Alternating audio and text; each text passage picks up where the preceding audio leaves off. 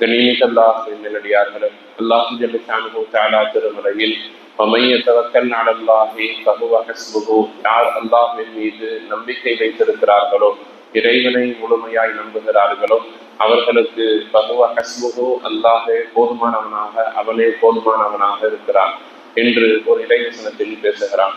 இன்னொரு ஆயத்தை நாம் பார்க்கிறோம். அல்லாஹ் ஜல்ல ஷானுஹு தஆலா உங்களுக்கு போதுமானவனாக இல்லையா என்று இன்னொரு வசனத்தில் அல்லாஹ் இந்த சமூகத்தை பார்த்து கேட்பான். மனதில் ஈமான் நிறைந்திருக்கக்கூடிய முஃமின்கள் பெரும்பாலும் சொல்லக்கூடிய நடைமுறை வார்த்தை என்ன என்று சொன்னால், அல்லாஹ் என்ன நாடுறானோ அதுதான் நடக்கும் என்கிற அந்த சொல்லாடல் முஸ்லிம்களிடத்தில் நிறைய இருக்கும்.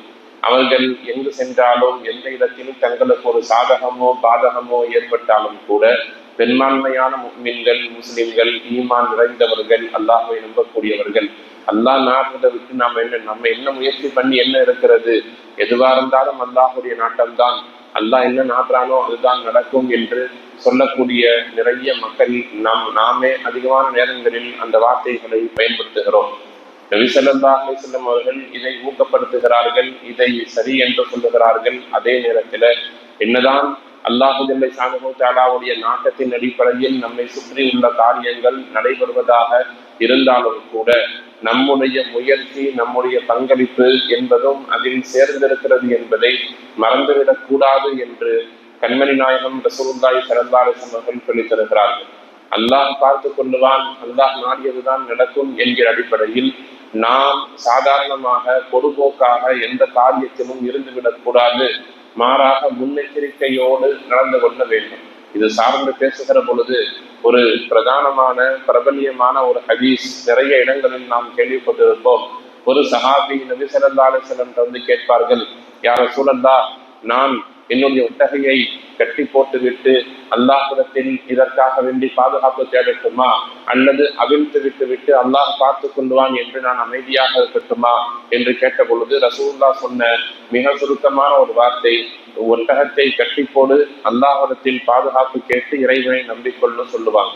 அதாவது முயற்சி நம்மிடத்திலிருந்து இருக்க வேண்டும், அதற்கான பலனை தான் நாம் அல்லாஹ்விடத்திலிருந்து எதிர்பார்க்க வேண்டும். ஒட்டகத்தை கட்டிவிட்டுத்தான் அல்லாஹ்வின் மீது நாம் நம்பிக்கை வைக்க வேண்டுமே தவிர அல்லாஹ் பார்த்து கொள்ளுவான் என்பதற்காக வேண்டி நாம் எல்லா இடத்திலும் பொதுபோக்காகவோ அல்லது நமக்கு ஆபத்தை ஏற்படுத்தக்கூடிய காரியத்தையோ செய்துவிடக்கூடாது.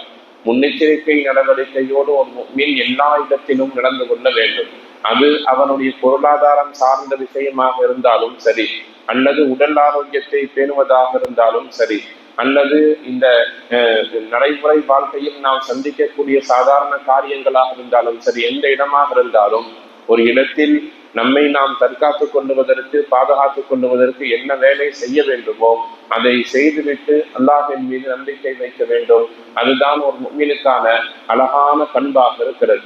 ஒரு சஹாபி உடல்நிலை சார்ந்து நாம் எப்படி முன்னெச்சரிக்கையாக இருக்க வேண்டும் என்பது குறித்து சிந்திக்கிற பொழுது ஒரு சஹாபி நபி ஸல்லல்லாஹு அலைஹி வஸல்லம் வந்து கேட்பார்கள், யா ரசூலல்லாஹ், எனக்கு ஏதாவது ஒரு நல்ல துஆவை சொல்லித்தாருங்கள், அல்லாஹ்விடத்தில் நான் கேட்பதற்கு ஒரு நல்ல பிரார்த்தனை சொல்லிக் கொடுங்கள் என்று கேட்கிற பொழுது நபி ஸல்லல்லாஹு அலைஹி வஸல்லம் சொல்லித் தருவார்கள், ஸல்லில்லாஹல் ஆஃபியத வல் முஆஃபா, நீங்கள் அல்லாஹ்விடத்தில் உடல் ஆரோக்கியத்தை கேளுங்கள், உலகத்திலும் மறுமையிலும்னு சொல்லுவார். ஆரோக்கியம், ஆஃபியத் உங்களுக்கு வேண்டும் என்று அல்லாஹ்விடத்தில் கேளுங்கள். அது துன்யாவிலையும் ஆஃபியத்தா இருக்கணும், மறுமையிலையும் ஆஃபியத் இருக்கணும், கேளுங்கள்னு சொல்லுவார். அல்லாஹ் அந்த சஹாபி மறுநாள் வருவார், யா ரசூலல்லாஹ், இன்னைக்கு ஏதாவது ஒரு துஆ சொல்லிக் கொடுங்களேன். இன்னைக்கு நபி ஸல்லல்லாஹு அலைஹி வஸல்லம் வேற ஏதாவது சொல்லி தருவாங்கன்னு கேட்கும் பொழுது ஸல்லில்லாஹல் ஆஃபியத வல் முஆஃபாத தாயிமா என்று துஆ சொல்லி தருவார்கள். அதாவது நேற்று எதை சொன்னார்களோ அதைத்தான் இன்றும் சொல்லி தருவார்கள். உலகத்திலும் மறுமையிலும் ஆஃபியத்தை கேளுங்கள். மூன்றாவது நாள் வருவார்கள், ஏதாவது துஆ சொல்லி கொடுங்கன்னு கேட்பாங்க. அப்பொழுதும் நபி ஸல்லல்லாஹு அலைஹி வஸல்லம் அவர்கள் துன்யாவிலும் மறுமையிலும் ஆஃபியத்தை கேளுங்கள். யார் ஒருவர் துன்யாவிலும் மறுமையிலும் நிம்மதியாக இருக்கிறாரோ, எந்த தொல்லையும் இல்லாமல் எந்த ஆபத்தும் இல்லாமல் சலாமத்தாக ஆஃபியத்தாக இருக்கிறாரோ அவர் முழுமையான வெற்றி அடைந்தவர் என்று அந்த சஹாபியிடத்தில் நபி ஸல்லல்லாஹு அலைஹி வஸல்லம் அவர்கள் சொன்னார்கள். அதே நேரத்தில் ஆரோக்கியத்தை பேணக்கூடிய விஷயத்துல நாம் பார்க்கிறோம், நபி ஸல்லல்லாஹு அலைஹி வஸல்லம் அவர்கள் பரிசுத்தமான உணவை உண்ண சொல்லி இருக்கிறார்கள். உணவின் மூலம் உங்களுக்கு எதுவும் நோய் நொடிகளை தேடிக்கொள்ளாதீர்கள் என்று சொல்லி தந்திருக்கிறார்கள். சமகாலத்திலே மருத்துவம் சொல்லுகிறது, ஒரு மனிதன் 35 வயதை கடந்துவிட்டால் இதய பரிசோதனை செய்து கொள்வது அவசியம் என்று சொல்லுகிறது. 40 வயதை தாண்டிவிட்டால் முழு உடலையும் பரிசோதனை செய்து கொள்ள வேண்டும் என்று சொல்லுகிறது. எனக்கு தான் நோய் நொடி இல்லையே, நான் தான் நன்றாக இருக்கிறேனே, கைகால் சலாமத்தாக இருக்கிறது, எனக்கு சுகர் இல்லை, பிரஷர் இல்லை, கொலஸ்ட்ரால் இல்லை, நான் நல்லா இருக்கிறேன்னு சொல்லி ஒரு சில மக்கள் எல்லா நேரத்திலேயும் மருத்துவமனை விட்டு தூரமாக இருப்பதை ஒரு பெருமையாக கருதி கொள்ளுகிறார்கள். இது மாதிரி ஒரு சில மக்களை நாம் பார்க்கிறோம், நல்லா இருக்கிறோம் நினைச்சிட்டே இருப்பாங்க, சின்ன வியாதி வரும் ஆஸ்பத்திரிக்குள்ள போவாங்க, கடைசி வரை அவர்களால் வெளியே வந்து விட முடியாது. உடலை பேண வேண்டும், உடல் ஆரோக்கியத்தை பேண வேண்டும் என்பதிலே மார்க்கம் மிக தெளிவான வழிகாட்டுதல்களை நமக்கு சொல்லி தந்திருக்கிறது. உங்களுக்கு நோய் நொடி இருக்குதோ இல்லையோ, வந்துவிடக் கூடாது என்பதில் நீங்கள் கவனமாக இருக்கும். பெரும் வியாதிகள், சின்ன சின்ன வியாதி, காய்ச்சல், சளி, போக்குவரத்துகள் இருக்கத்தான் செய்யும். ஆனால் பெரும் வியாதிகள் நம்முடைய உடலில் இருக்கிறதா என்பதை வருடத்திற்கு ஒரு முறையோ அல்லது மருத்துவத்தின் வழிகாட்டுதலின் அடிப்படையிலேயோ அப்பப்ப நாம் பார்த்து கொண்டு நம்முடைய உடலை பேணுவதில் நாம் கவனம் செலுத்த வேண்டும். மார்க்கம் சொல்லித்தரக்கூடிய ஒரு அடிப்படை அம்சம். அதே போல பொருளாதாரத்தின் அடிப்படையிலேயும் நாம் நம்மை எல்லா நேரத்திலையும் தற்காப்போடு வைத்திருக்க வேண்டும். ஒரு சஹாபி வஃபாத்தாகக்கூடிய சக்கராத்தினுடைய கடைசி நேரத்தில் இருப்பார்.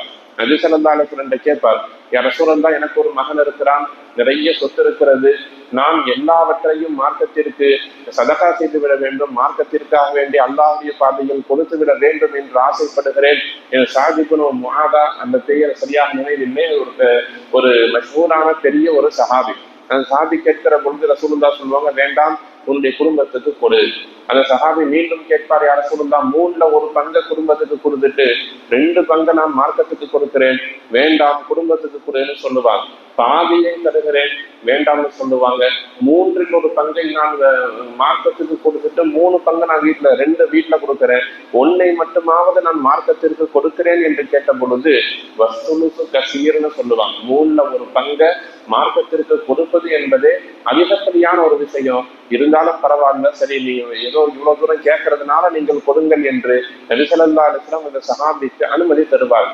கொடுத்து விட்டு சொல்லுவாங்க, நீங்கள் மரணிக்கக்கூடிய நேரத்தில் உங்களுடைய வாரிசுகளை பிறரிடத்தில் கையேந்தாத சூழ்நிலையில் தன்னிறைவாக விட்டு செல்லுவது ஒரு முஃமினுக்கான கடமை என்று சொல்லுவார்.